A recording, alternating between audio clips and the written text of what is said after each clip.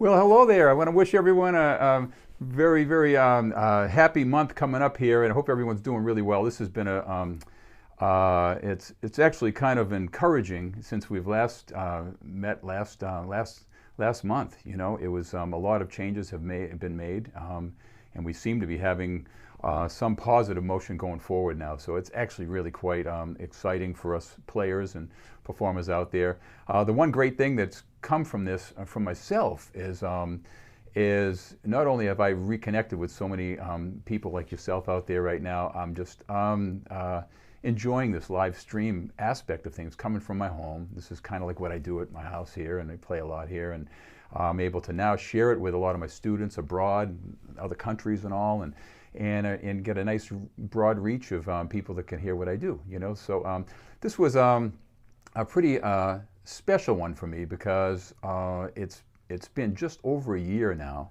and we had the last gig I did with Jerry Donato, a great tenor player, and it was on March 18th, and it's almost to the day here, you know, just 10 days away from where we are now, and when we got the news that the gigs were all going to go away. So this is number 36 of my live streams I've done, and this was a big endeavor for me to do because it's something that's all new. A lot of you that might know that I teach by video correspondence, and I've been very active with doing that since I developed it back in 1989. So that's my main source of work and workflow. But the live stream thing is a lot different. You know, it's a different thing. You're dealing with internets and and frame rates and all kinds of things and all kinds of gear. So it's been a lot of fun putting it together and trying to get a nice product coming out to you. So hopefully it's all sounding good out there. Everything's good. Occasionally I'll forget to shut my lapel mic off. I sound like Errol Garner, you know. So one of those kind of humming piano players out there. Today was a beautiful day in Arizona. It was 73 degrees, I think, and some of you might saw I posted on Facebook and Instagram. I'm out on my road bike and did a big hill climb, you know, and now it's time to relax and play some piano for you for a while. But it's a beautiful, glorious day here. Hopefully we'll have a lot of good days ahead for all of us. You know, it's very hopeful that things are going to start opening up more and more with travel and families being able to get together again, and so it's and I'm just very happy to be able to share this with you today. So it's great, continually. I'm trying to do one a month, you know, to try to at least connect with you all and stay connected. Today before we start with what today is going to be about, I want to acknowledge the band you just heard. That was a very special jazz trio that I had when I was out in California, and Sinclair Lott, fabulous drummer and good dear friend, and the great Roger Shew, who we lost not that long ago, and an absolute amazing person. I've been blessed to just share the stage with him, and wonderful bass player, musician, friend, funny, great personality. There was always a great vibe with that trio, and there's a lot of that trio that you'll see that I post, you know, just around, just from my memorabilia, and that happened to be It Might As Well Be Spring, and that was kind of the theme song of what today is going to be all about, and I'm going to be doing songs of spring for you today, so this is going to be kind of a fun one. There's some cool tunes out there, and I hope you enjoy. So, and I got a very, very special piece of memorabilia, actually two pieces, that I like to do. I like to share some of my past with you, and I'll tell you what spring means to me. And I'll leave you on that, hanging on that one for a couple of tunes, and then I'll show you what that's all about. So it's really kind of cool. So see who we got in here. Okay.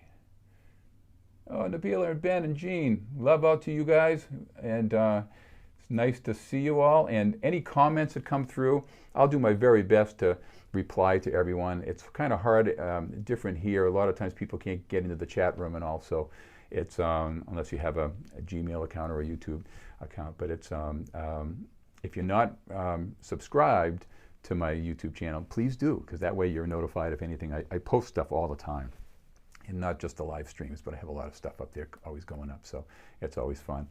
Let's see. Okay. All right, good. And I see Nora just got in. All right, so yeah, we're gonna jump right in with one of the great tune. It's let's see, when was it? It was written in 1955, and by Tommy Wolfe and Fran Landensman, and it's called Spring Can Hang You Up the Most. It's really a beautiful, beautiful piece of music, and I'm going to play for you today, okay? So I hope you enjoy. Here we go.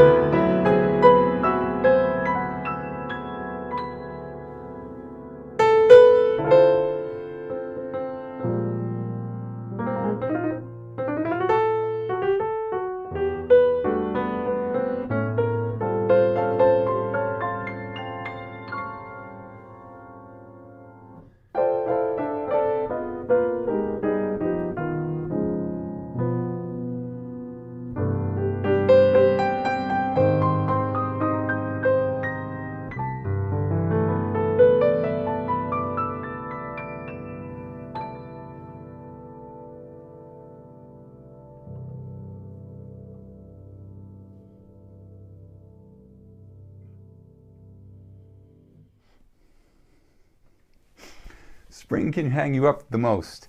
I always lose my voice. It's one of those kind of things. So it's good to have my mic off. It's like, it's really a wild thing. It's been something I've been doing for years. See who I got in here. Oh, Lee Hayton. Wow, man. So nice to see you, man. Frank. Great seeing you. And Lenny Whitmore, the jazz guru, was in. Sinclair. Yeah, man. Great. Thank you, Sinclair. Sinclair Lott's in on the chat. He's the great drummer you heard in the very beginning. And very dear friend. We were chatting a little bit about what it's going to look like in the future, you know, because it's like, you know, I said to him, I said, stop in and check it out. He said, well, it'd be nice if it was a trio too, because we really miss playing together. And it's something that I'm hoping to be able to do sometime soon. You know, it's going to involve a little bit more. You know, it's one thing, you get things that are working, the sound, the video, the resolution and everything all of a sudden, then we're going to start putting in the some jazz trio things. So that would be really fun. And maybe I'll get Sinclair to come on out from California and spend some time out here. And I also got a great gang of superb players here in Arizona that I hope to be bringing in. So that's something that's on the horizon, so stay tuned for that. So anyway, I said earlier, for those that might have just come in, John Wanzi. Yeah, good seeing you, John. And again, thank you all for coming in. It really is, it makes my day. It's like it's a Sunday. Normally I'd have my Omni Resort gig that, you know, still hasn't come back. And it's this has been really enjoyable for me. You know, it's really, you know, I'm playing my own piano. It's really cool. And I'm playing all these different tunes. This is 36 live streams and I'm playing all these different tunes. You know, I try to do different tunes every single time I play. So it's it makes it kind of musically challenging. You know, it's but yeah, it's definitely been a really a difficult year, but here we are, like again, a year since it all kind of went down, and we're kind of seeing some hope. And I got my first vaccine, and I'm going to have my next one in the middle of April. So it's like, and then I'll feel like I'll be free, you know. But anyway, of course, still with you know, grave concern to make sure I'm, you know, still following all the guidelines and all. So yeah, took it very seriously because I lost a lot of people that I knew. So it was really you know, it became very real to me, you know. But anyway, on a positive note, we're all going forward here. Just delighted to be able to play for you today. So we're gonna, I'm gonna be playing all songs of spring, except one, and I'm gonna tell you why. But this next one is written by Freddie Hubbard, and it's a great tune. And it's again, you can try to think of how many songs of spring have spring in it. There's a lot actually. There's quite a few. But anyway, I'm gonna play, I think, 5 today. But this next one is called Up Jump Spring. Hope you enjoy. Here we go.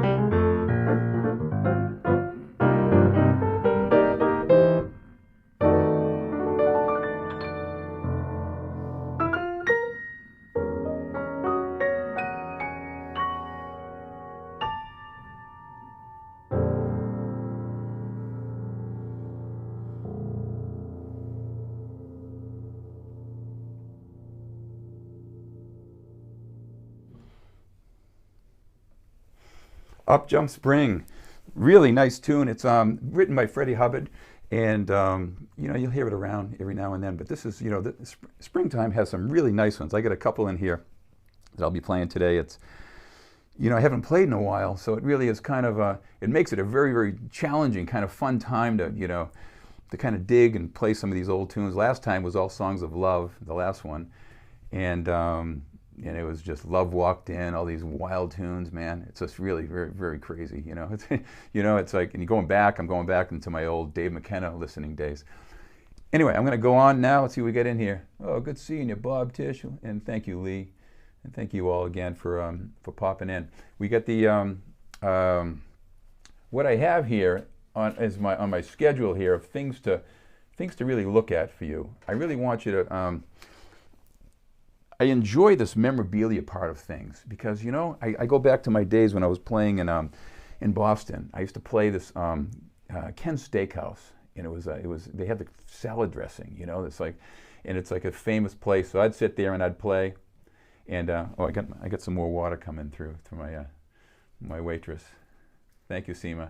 You stick around because you're in the next clip coming up. She doesn't know what I do in here. I said, Seema, you're in it, you know. So anyway, and it has something to do with spring. So it's like, you know. But anyway, I forget where I was going here. Oh, it goes back to the piano bar thing. So the piano bar, when you play a piano bar, this feels like a piano bar to me, man. I mean, except I have everyone I can't see behind a curtain and they're sending me texts. So while I'm playing. So it's really kind of cool, and it feels very intimate to me because I'm in my one room with one light on and with a bunch of cameras, and, you know, and I've got this kind of figured out. But I want to share something with you that means something about spring to me. And this is the first part of it, and then the next part is going to be Seema will be in it. It's kind of cool. So again, hope you don't mind the story. Some people really enjoy seeing sometimes my past. I got a wild past, you know, and some of you might know that I moved from New Hampshire, and I moved from Boston, out of Boston to New Hampshire. I was teaching piano by video correspondence, which I still do. And if anyone out there wants to correspond with me, I have a lot of my students in here. Feel free to reach out to me, and I'll personally do a one-on-one Zoom lesson with you, and just to assess you and answer all your questions and tell you how it works. And I have a very, very unique way. No one in the world today is really kind of doing it this way. It's a personal correspondence using Google Drive with videos, very personal lessons with video and PDF supports. It's very effective. Actually, more effective than seeing me every week. So I'd love to tell you about it. But anyway, when I was moved up to New Hampshire, I went to a ski town, and I lived in a ski town with my kids, all 4 kids, and living up in a mountain and a few miles from a ski resort. And we were in a ski town where all the schools close on Tuesdays, and they all go skiing, you know, at noon. So, and they have instructors. So not only did I get into skiing, I became an instructor there. All my kids were racers. They were ski racers, and that brings up a special time for me to remember spring, because spring skiing is a blast. It is so fun. It's, you know, it becomes the end of the season, and it's like, yeah, it's really cool. But and all my girls, you know, I have 3 girls and my boy. My youngest one, he was only like 7 years old when we hit Flagstaff. I'm going to show you some pictures now, and you're going to believe this is really cool. It was a cool memorabilia for me to go back and look deep into this right now, because this is pretty wild. Let me pull it up on my computer here, and I can show you. It's his name is Ryan. He's now 24 years old, and you're going to see him. Here we go. All right.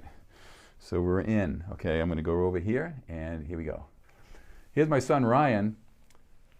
I think still in diapers, perhaps, you know. He was maybe 2. I was teaching at the mountain, and I'd take him. How's that for a daddy daycare? I'd go out there, and I'd have other instructors, and I'm doing a lesson. He'd be out there just skiing around with other instructors there, and I'd go out and take him. And so here's Ryan, and just so small. And here's me and Ryan. He wrote this for a school project. This is me and my dad at Flagstaff. This is when we first moved here to Arizona. So it had to be like 18 years ago, and we were skiing up at Flagstaff. And this is spring skiing, obviously. I got a Hawaiian shirt on, and It was very hot, and it was the end of the season. And here's my kid. Here's Ryan at Attitash, 5 years old, with his buddies. And this kid never wanted to stay on the ground, so he's always like launching himself into anything he can find, into the trees. And here he is going off the back of the half pipe when he first gets to Arizona. His first day out here, he's jumping off that thing. It's going up, it's like 20 feet in the air. It's almost as high as the chairs. And here he is doing a race course, doing his racing. And here he is, just before he was leaving. No, this was the year before we left New Hampshire. Him and his buddies, and again, another big part of their life. And it was kind of cool. And here we are again, as me and we're at the race team, was training. He's got his number on here, and I was up there with him. And there's us in New Hampshire, me and my son Ryan. There's me with a mustache that I had for many years. You know, it was one of those kind of things that, you know, I just it took me a while to get rid of it. But anyway, here we go to here's Ryan after a tough day of skiing. And again, this is we were living so close to there. He is, little guy. Here we are, you know, constant, you know, I mean, this is why, you know, you have 4 kids, you try to put a bunch of them on skis and ski around them with them all day, you know. You talk about multitasking. Here he is, he called me, I was playing piano at the Ritz-Carlton, and at the Ritz we had the, I was playing it, and he had to go up there, so he went up there and he was racing, and he called me on my break, and he goes, "Hey Dad, I'm in the hotel room now, and guess what, I was on the tall box." On the tall box, he got a trophy. He came in first place, and the giant slalom and GS. Yeah, so he was pretty proud. He was 7 years old, and they'd always introduce him as Ryan Delaney, the kid from the East, because he was always skiing on ice since he was like 2 years old. So here's Ryan here. I just did a little clip. The first day, this is 3 years ago. Me and him went up in Flagstaff. They were just blowing snow, fake snow. I didn't think it may have had a little bit of snow, but here's him. He hasn't been on skis in like years, but you can see the potential of this kid. And now he's like 24, and he's way into it. So it's kind of a cool thing that we were able to. Here's us over in California skiing together. That's it. So that's pretty much my my memorabilia of me and my son and skiing in spring with spring skiing. It's really a lot of fun, you know. It's a cool sport. I took it like passionately. We were skiing 80, 90, sometimes 100 days a year. We'd go every single day. And my kids were skiing all the time. They're skiing at night, so they all ski, but they all came to Arizona, and we're fortunate because 2 hours away we have some great skiing here. So it's been a wonderful thing, and they really love there's very little ice to be found. So anyway, that's part of the memorabilia. I got some more memorabilia with SEMA coming up in a couple more tunes, but I'm going to get on to this next one now, written by Michel Legrand. This is a beautiful tune. It's a really beautiful tune. You don't hear it that often. It's called "You Must Believe in Spring," and this is just a gorgeous, gorgeous tune. And hope I can do it justice. It's Michel Legrand is very special to me because I was playing piano at the Kimball's by the Sea. It was in Cohasset for a long time, maybe 10 years or something. I was playing a house piano player there back in Cohasset, Mass. And the stars would stay, Tony Bennett and Michel Legrand, all these guys, they'd be doing shows there at the music. They had a melody tent, like a circus thing there, where they had all the entertainers. So they'd come in and hang out in the lounge, and I'll never forget the time I got a chance to meet Michel Legrand and sit down and hang out with these guys. And it was great. I had a woman come up and say, "Can you play What Are You Doing the Rest of Your Life?" You know, and he wrote that tune, and I had to play it in front of Michel Legrand, sitting there, and it's like, oh my God, you know, talk about a terrifying moment for a 25-year-old. Where I was 27 or something. But anyway, but we became kind of closely acquainted. It was really a very special thing. So when I play his music now, this thing has that kind of vibe to it, and I think you'll feel it. Okay, hope you enjoy. Here we go.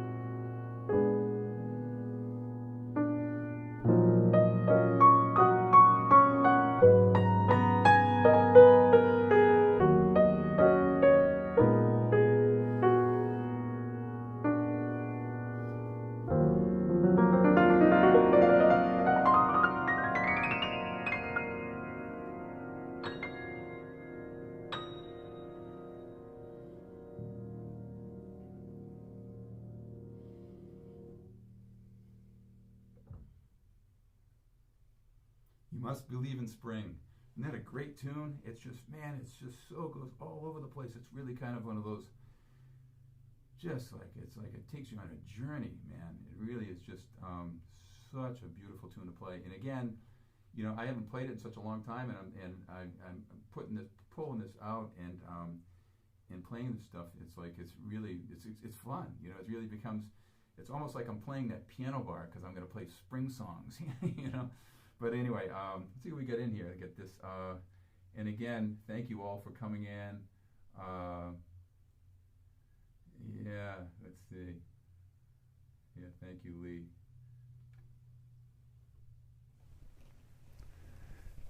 Microphone. Yeah, I just got a notice my microphone was off. Yeah, this is one of those things you get so caught up in the tune, and I forget that. Oh yeah, I got a lapel. I'm actually playing. I got a microphone on, and I don't have a sound man, so I'm doing the sound too. So anyway, let's see. Oh, John Ragusa, good seeing you again. Many thanks to all that have come in. We're going to continue now with another spring tune, and we get the. It's another great one, you know. It's called Spring is Here. And let's see, when I wrote down when it was written, it's 1938, Rodgers and Hart. It's really cool. And after this one, I got a really cool memorabilia for you. It's really pretty funny. Here we go. Now let me remember to shut off my mic, and here we go.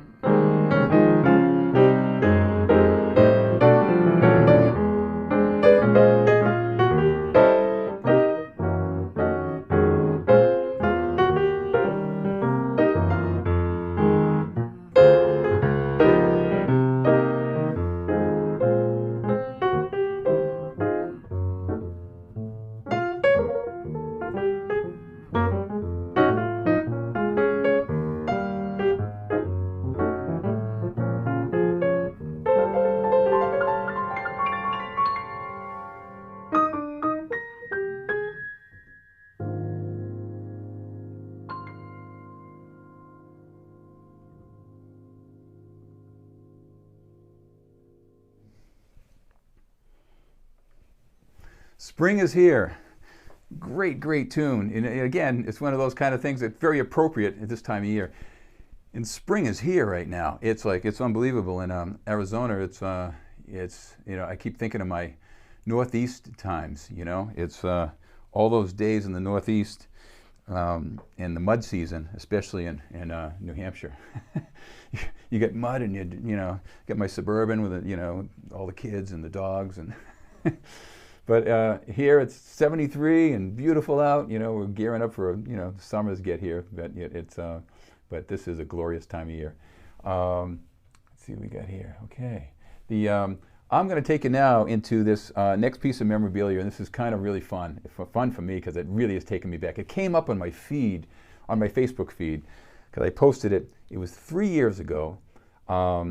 And you know, I'm an avid skier. I get my season pass, and I drive from here to from Cave Creek to Flagstaff, and I was going up there a couple of times a week and skiing, and so I still had that in me, and I still wanted to do it. So, anyways, Seema has never skied. She snowboarded and was snowboarding, and we decided we're going to take on this project, and I am going to shoot video. And we are going to teach her to ski, and she's going to do something really cool. So anyway, I'm going to play a video for you that we did. It's really a compilation of what it entailed. It's really, really funny. It's short. It's like a trailer, like of a movie. So hold on, Tay. Let me cue it up here. It's really kind of cool. Let's see what we got. Okay, so we got this.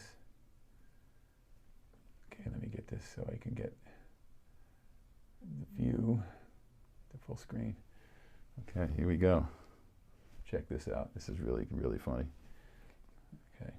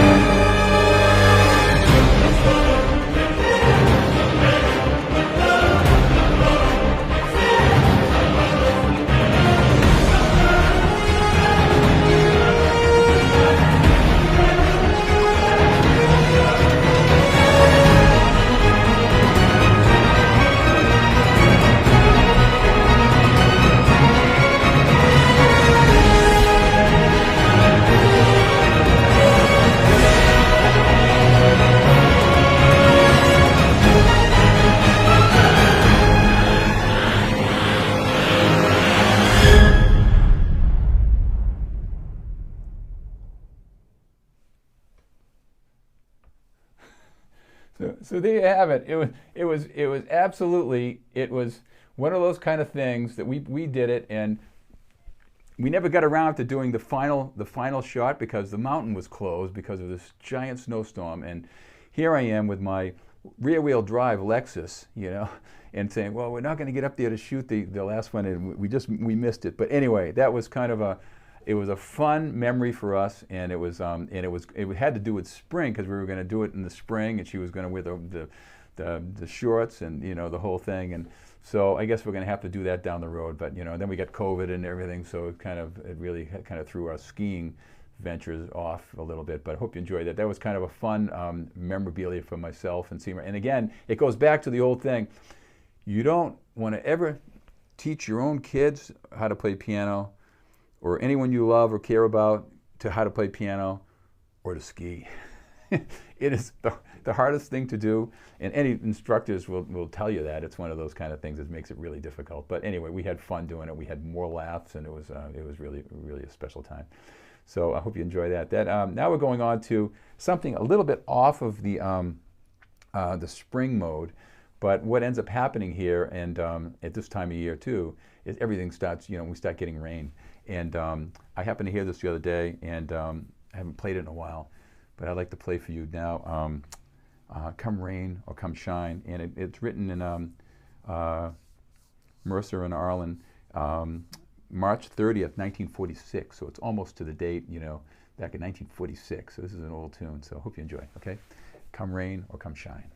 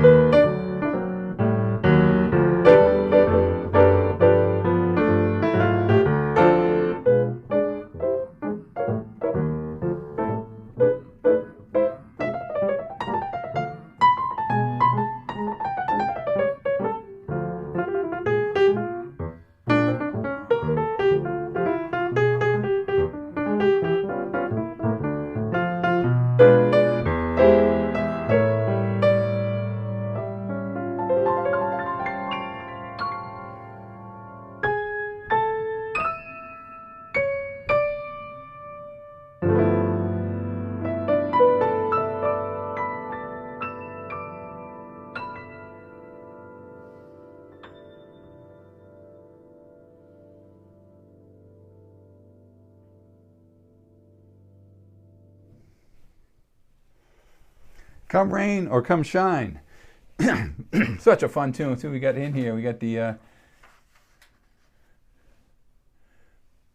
Oh yeah, Lee's sharing his story about trying to teach his daughter piano, and it's always a tough thing, Yeah, Dad. I mean, it's like Seema wanted to put all the letters on the keys, So I'm like, time out, man. It's not going to work. It's not going to work that way. But anyway, it's really a lot of fun, and to share, of course, inspired. But I mean, just from my experiences, I always advise, for those that have loved ones and family and all, it's really hard, So it's best to put them in, find the right teacher for them, and show the interest, of course. My dad was wonderful with me. He was really supported me right from the get-go. He used to want to come in and want to see my lessons and see what I was working on and all. He was kind of a frustrated piano player, but he played bass professionally, like semi-professionally. and but he was very, very supportive, and that was, I think, that's more important, I think, you know, than trying to take the bull by the horns and try to teach someone, you know, your craft. It's a really tough thing. But anyway, we started off the show with It Might As Well Be Spring. It's a great tune, great to play in a trio. And that's what I tell my students all the time is you get your solo piano chops happening. And when you get with a trio, it's almost like it becomes such a free experience. You really have all this space and time, and you can really play it, and it brings out the best of you. And you get so used to playing a full piano from playing solo piano, a lot of solo piano, that you know how to drive a trio. You can really drive a trio and make it swing. And it really is a nice thing. So I recommend it to all my students that, you know, really want to go deep into playing. To play solo, get that all down, because it's very hard to get someone that plays really great in a band, you know. Some of these band players that just, you know, they have all their maybe left-hand voicing, they don't doing the stride thing, and also they try to play solo piano, and they struggle with it. But you get a piano player that has all that skill together, and you put them, often they can function really, really well in most cases when they get put into a trio setting or a quartet or whatever. But anyway, I'm going to kind of leave you here with this, It Might As Well Be Spring, with a solo piano version of this great tune. It's just one of those cool ones. I did it as a bossa nova in the beginning with the trio, and it sits really cool. I'm going to play it a little more laid back for you now, and hope you enjoy it. And then I leave you with after this with a very, very special something to think about. It's a really kind of cool, happens to be one of the greatest pieces of music I've seen come through the pandemic. I mean, I've been writing, I got like 16, 17 original tunes that I wrote. Some of my best writing, I think, has come from this dark time. But there's one in particular I'm going to share with you as a closer after this one that is by far my favorite ever. And I'm going to make sure I give the person, you know, a really good plug, because he's really worthy of it. So anyway, let's go on to It Might As Well Be Spring. Here we go.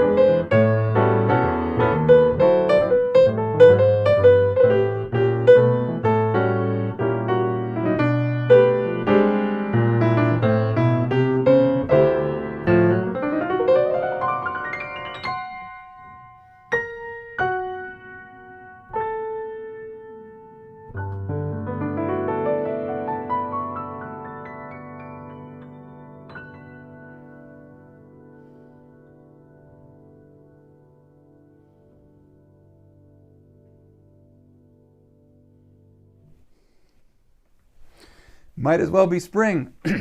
Again, we started out the show with pretty much with the Latin version of that with a trio, and ended it here with this some solo piano. It's fun to play these old tunes, and you can do all sorts of things, and that's a great thing about the jazz art form. And I feel very privileged that I've taken the time to dedicate my life to it, pretty much. I look at it now, I'm like, you know, I've been doing this a long time, you know. So, but I want to, before I pay tribute to a very good composer and leave you with something to listen to, I want to thank you all again for taking an hour, a little over an hour of your time here, of your day, and you know, and share it with me, and kind of it's still a lonely time. It's still not open yet, but we have the hope, and we have some, you know, my mom is on the, you know, I haven't been able to see her, and she's going to be 93, so I'm going to try to get to Boston at some point to see her when it's safe to travel. But the, you know, this family, it's like, you know, we're kept you apart. It's very sad, you know. So hopefully when we, I know for me, when I come out of this, so many things have changed, and I'm sure for a lot of you too as well. I mean, it's like your values change, your ambition changes with different directions. You know, I'm doing all teaching now, so, and that's, again, I want to remind anyone interested in doing any studying with me, corresponding, please reach out to me. You know, you can reach me, message me, get a hold of me, and I'll be happy to sit down with you for a one-on-one Zoom conference, and we can kind of assess and get to know each other, and I can assess your playing and show you how it works and all the benefits and how of the program. So love to share it with you. So interested pianists out there, give me a shout, and I'll share what I do, and I think you'll find it to be pretty cool. This next tune I'm going to leave you with was written by the great Ed Saindon.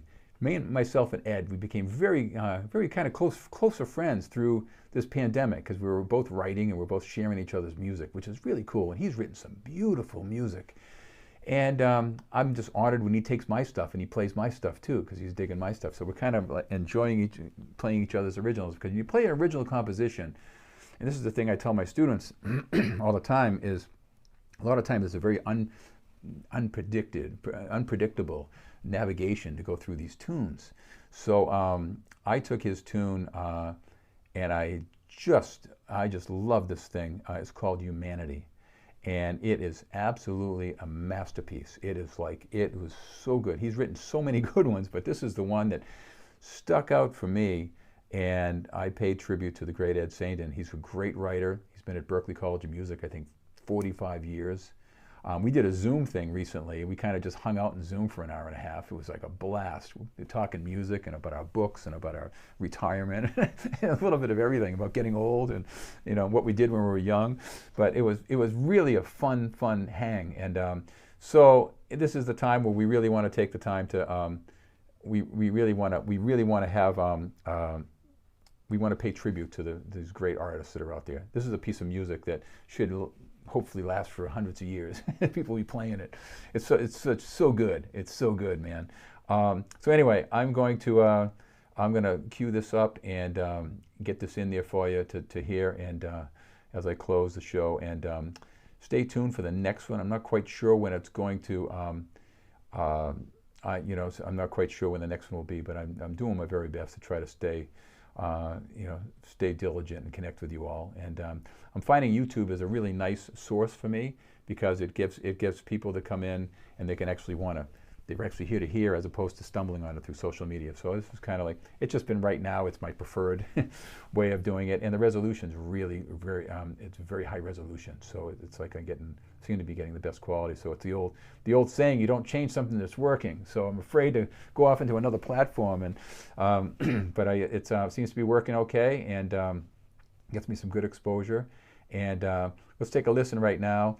It's just myself playing solo piano. I recorded this in the dark here. I played here with a little pin spot on. I have these little lights, and I just played this thing, and it was just it's just a marvelous piece of music. So hope you enjoy it, and let's see if I can get this all queued up for you. And it's really a great one. Here we go.